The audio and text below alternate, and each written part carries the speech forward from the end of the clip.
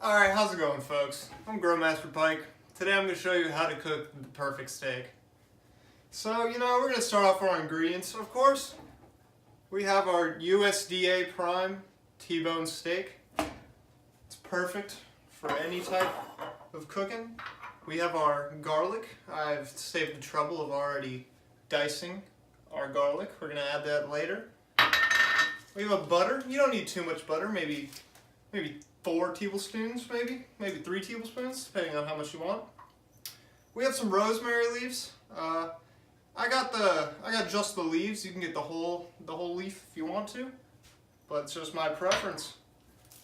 Here we have our seasoning. Now I like to use salt and pepper because that's where I feel I get the most flavor, but you can use any seasoning you like to. So we're gonna start off here. Just season your steak up. And you wanna season it up real nice. You want to get all that flavor come out of that steak. So I'm going to give it a generous dose of salt, some pepper, and just keep on giving it some pepper. And now before you flip it, it's easy on the other side, you want to pat down the steak and make sure that seasoning really absorbs in your nice cutlet. So now we have our seasoning absorbed. I'm going to flip it over. Don't forget to season the other side. That's a rookie mistake. You want both sides to really have all of that flavor. There's my salt. And I'll add my pepper.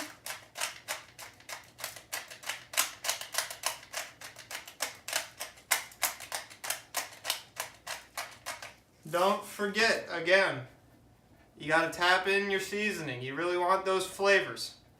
Don't be an amateur at the barbecue session and not pat down your seasoning. So now that we have our steak nice and seasoned, I think we're ready to go ahead and get our pan. So you want to get your pan, you want to put it on high heat. High heat. You want a real nice sear on your steak. You can't get a sear without a low heat. So once we get our pan, we got the high heat, we're going to add some olive oil to our pan. Not too much, just a little to coat the inside.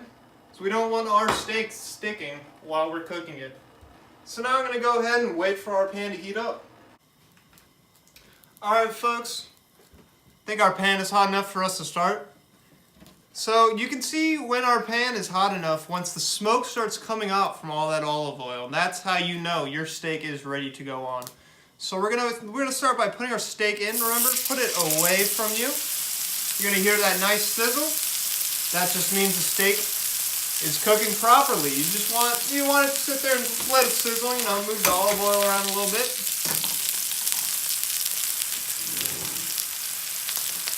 So we're just going to sit here and we're going to wait for this steak to get a real nice sear on that one side.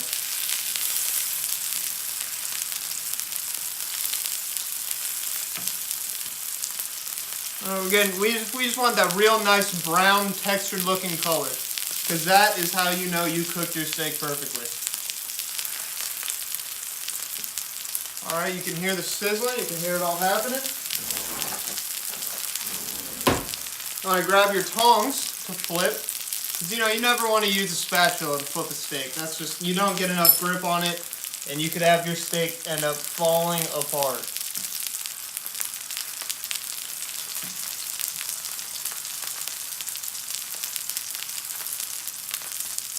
So about a minute or two, your steak's getting that real nice brown color. We're going to go ahead, we're going to flip this puppy. And now look at that color. See the brown just creeping up? Now we are going to add our butter. So you just want to cut your butter up. Don't want it too thick.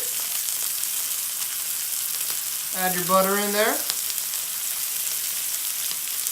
You want a generous portion of butter. While we're at it, we're going to add our garlic to the butter. And a little bit of rosemary for that extra flavoring.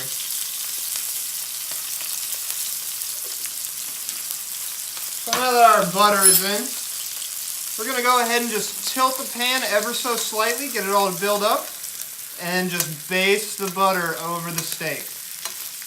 This is where your flavor comes, people.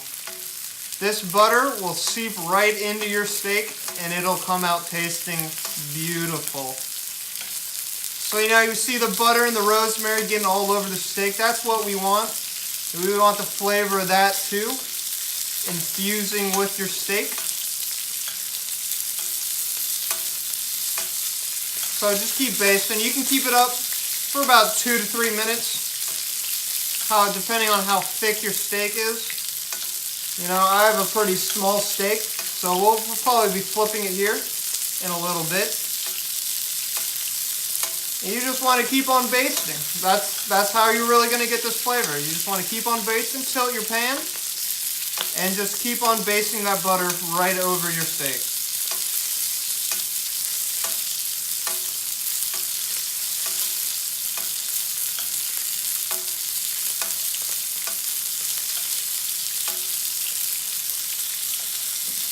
Tilt it a little bit more to get all the butter to drain down after it's all on your steak.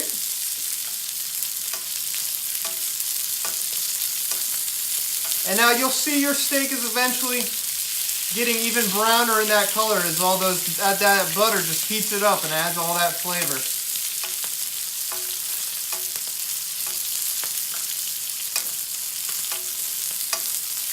So now I think we're going to go ahead and flip our steak once more.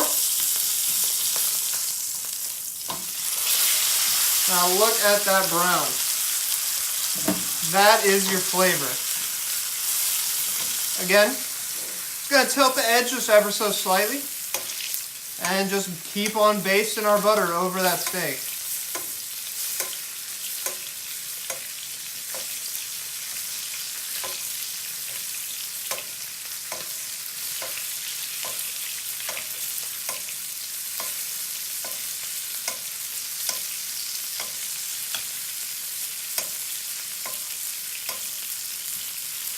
Alright folks, now how to tell if your steak is done?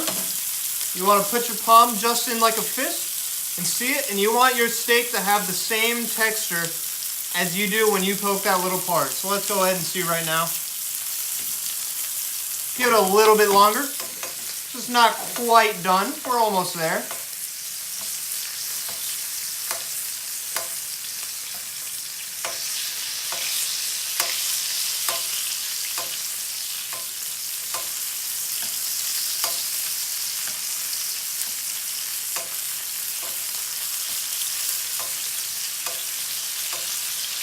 Alright, it's been about a minute. Well, let's check our steak again. Beautiful. You want to take that off the heat, just let it simmer. So now that our steak is the perfect temperature that we would like it to be, just going to scoop it right on out, put it on our cutting board. And then this is the real kicker right here, folks. What we're going to do, we're just going to set that butter right on over.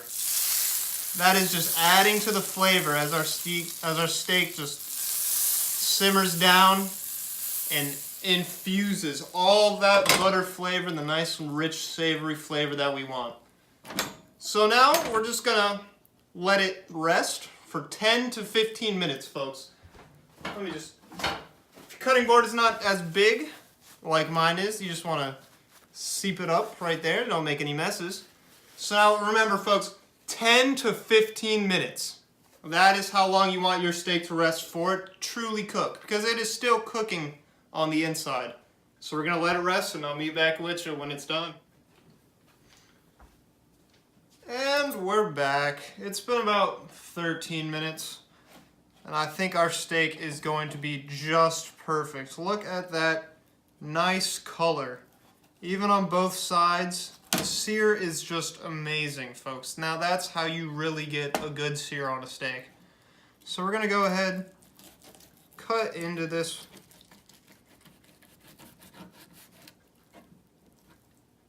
Just look at that. Look at that, perfect.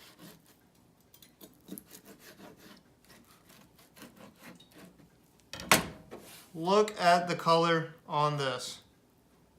Medium to medium rare, just how we want it, and the juices are still seeping right out of it. That is how you want a steak to look, folks. Perfect medium to medium rare. Now, I hope you guys have enjoyed my tutorial on how to cook the perfect steak. I know I'm going to enjoy myself after eating this puppy up.